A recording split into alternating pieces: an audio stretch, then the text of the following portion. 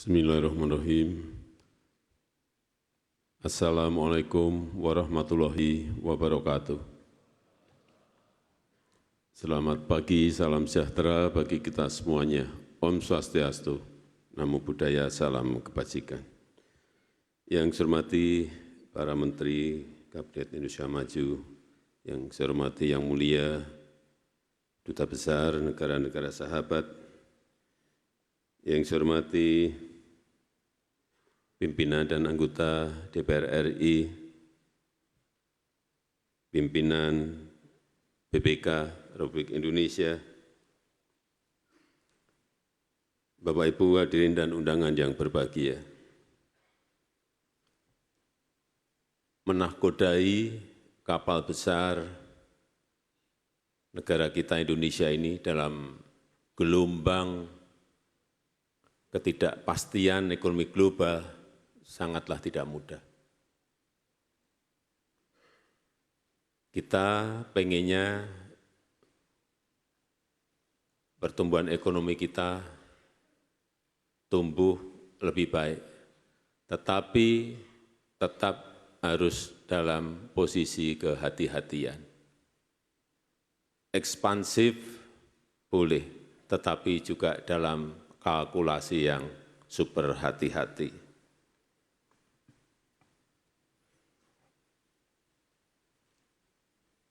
Saat bertemu dengan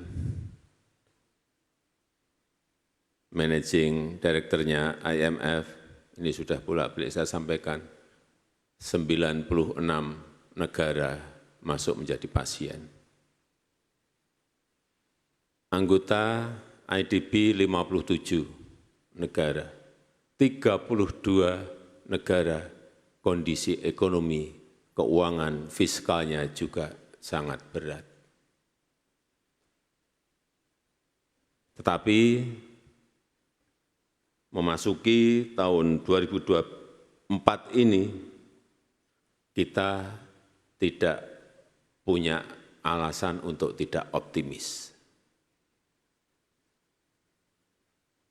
Tahun 2024 saya namai tahun yang harus penuh dengan optimisme.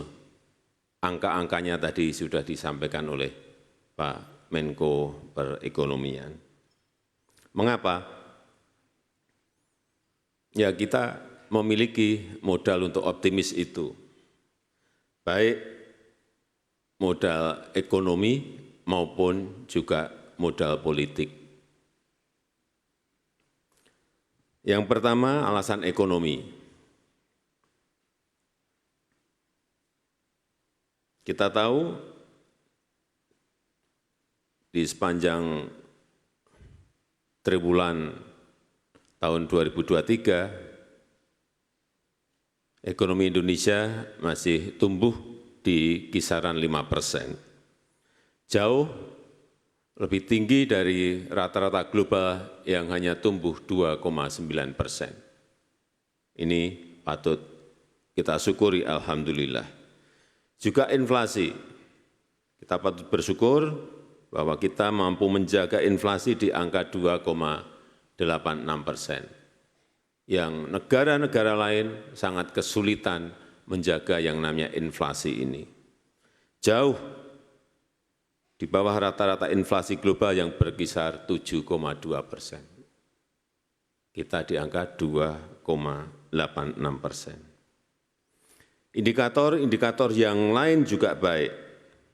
Penyerapan tenaga kerja naik sebanyak 4,55 juta orang dari Agustus 22 ke Agustus 2023. PMI manufaktur di November 2023 masih berada di level ekspansif, yaitu 51,7.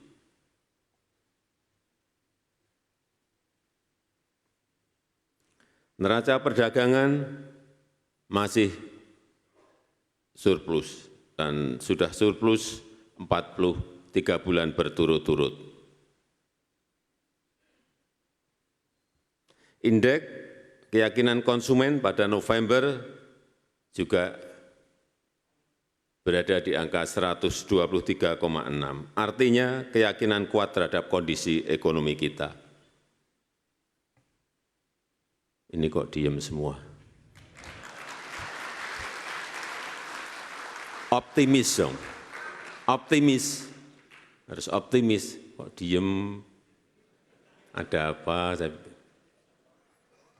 Kita di sini menyampaikan optimisme, diem semuanya. Oleh sebab itu, sekali lagi, tidak ada alasan untuk pesimis memasuki 2024. Saya masih optimis pertumbuhan ekonomi kita akan masih berada di kisaran 5%. Namun, kalau orang Jawa bilang, tetap eling lan waspodo. Harus selalu ingat, hati-hati dan waspada. Ketidakpastian global masih berlanjut. Konflik di Timur Tengah yang bisa memicu kenaikan harga minyak global juga kemungkinan masih ada. Meskipun tadi Bu Menteri Keuangan bisik-bisik saya, Pak, urusan harga minyak kelihatannya sudah tidak akan bergejolak naik lagi. Ini juga patut kita syukuri. Volatilitas harga komoditas, terutama pangan lainnya yang kita harus hati-hati. Ini saya masih sedikit khawatir mengenai urusan komoditas pangan. Karena kemarin saat Super El Nino, produksi beras kita turun sedikit. Di 2024 juga perkiraan kita masih akan belum kembali ke normal. Tetapi kalau kita lihat semua negara juga 22 negara ada yang stop ekspor pangan, ada yang ngerem mengurangi ekspor pangannya, sehingga memang di 2023 kemarin kita kesulitan mencari tambahan untuk cadangan beras kita. Tapi untuk 2024, alhamdulillah kemarin Kepala Bulog dari India sudah menyampaikan pada saya, Pak, sudah tanda tangan 1 juta ton.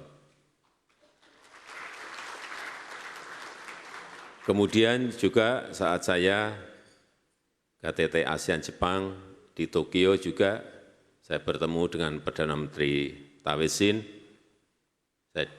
Saya dengar di sana ada stok, kemudian saat di holding room saya menyampaikan keinginan untuk bisa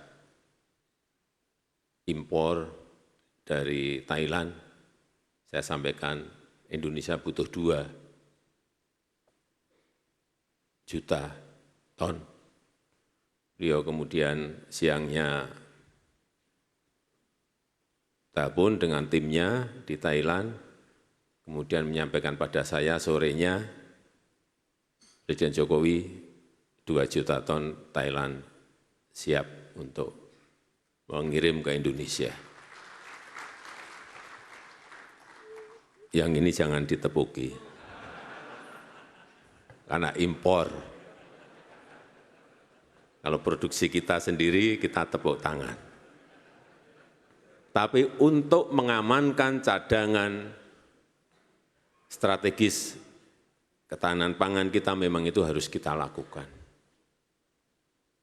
Artinya kita sudah mendapatkan tanda tangan 1 India dan 2 dari Thailand.